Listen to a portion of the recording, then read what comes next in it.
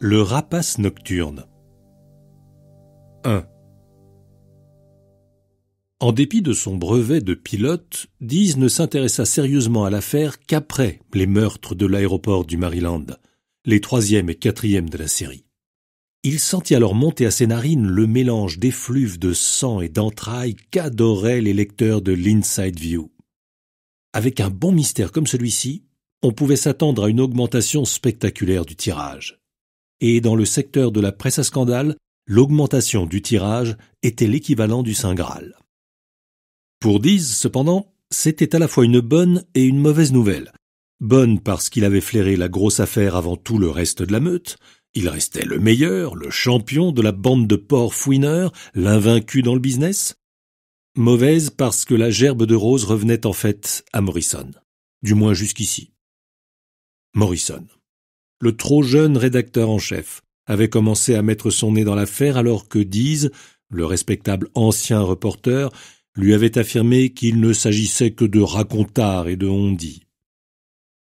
L'idée que Morrison avait reniflé le sang le premier ne plaisait pas à Dease. Il l'avait même en horreur, et il se retrouvait avec un besoin compulsif d'écœurer ce morpion. D'ailleurs, il savait comment s'y prendre. De frais dans le Maryland, hein? Morrison acquiesça. Quelqu'un en a-t-il parlé dans le reste de la presse?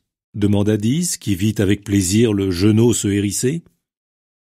Si vous voulez dire qu'on aurait déjà suggéré l'existence d'un tueur en série, la réponse est non, répliqua-t-il sèchement. Mais ce ne sera pas long, pensa Dease. Mais ce ne sera pas long, dit Morrison. S'il y a un autre, donnez-moi le dossier. Dease lui coupa la parole et eut un geste vers le classeur brun posé sur le bureau, où régnait un ordre presque surnaturel.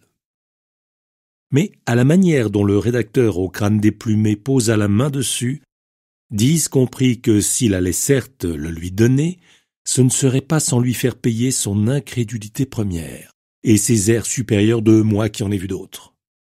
C'était peut-être aussi bien. Même le doyen des porcs avait parfois besoin qu'on lui torde un peu sa queue en tire-bouchon, histoire de lui rafraîchir la mémoire sur sa place exacte dans l'organigramme. « Je croyais que vous deviez être au Muséum d'histoire naturelle pour parler avec le type des pingouins, » observa Morrison. Le coin de ses lèvres esquissa un sourire aussi léger qu'indéniablement sardonique. Le type qui pense qu'ils sont plus intelligents que les gens et les dauphins. Dease indiqua la seule autre chose, en dehors du dossier et de la photo de la cruche de femmes et des crétins de mômes de Morrison, qui trônait sur le bureau. Un grand panier grillagé étiqueté « Pain quotidien ».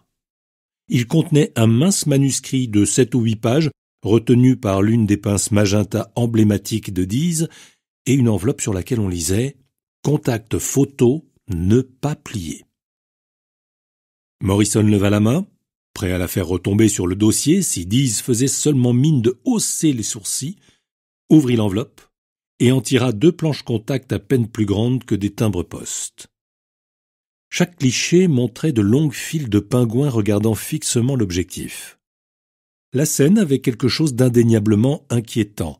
Aux yeux de Merton Morrison, cela devait évoquer des zombies en tenue de soirée. Il hocha la tête et remit les planches dans l'enveloppe. Dease détestait tous les rédacteurs en chef, par principe, mais devait admettre que celui-ci, au moins, rendait justice à ses collaborateurs. Une qualité rare qui lui vaudrait sans doute de nombreux ennuis de santé quand il serait plus vieux, de l'avis de Dease, s'il n'avait pas déjà commencé à le voir avachi sur son siège avec une calvitie précoce bougrement avancée. « Pas mal, » dit Morrison. « Qui les a prises ?»« Moi. Je prends toujours les photos qui doivent accompagner mes articles. Vous ne consultez jamais les crédits photos ? » ?»« En général, non, » répondit le rédacteur, tout en lisant le titre que Dease avait donné à son article sur les pingouins. Libby Granit, à la compo, en trouverait évidemment un autre, plus coloré et plus frappant. C'était son boulot. Mais Dease avait en général le sens de la formule qui portait, y compris dans les titres. Disons qu'il trouvait la bonne rue, sinon le bon numéro. « Êtres intelligents venus d'ailleurs au pôle Nord », lisait-on. Les pingouins n'étaient pas des êtres venus d'ailleurs, bien entendu, et Morrison avait bien l'impression que c'était au pôle Sud qu'on les trouvait, Mais il s'agissait là de détails sans importance. Les lecteurs de l'Inside View étaient fous des êtres intelligents venus d'ailleurs. Peut-être parce que beaucoup d'entre eux ne se sentaient pas d'ici et étaient passablement dépourvus de neurones. En effet, et c'était ça qui comptait.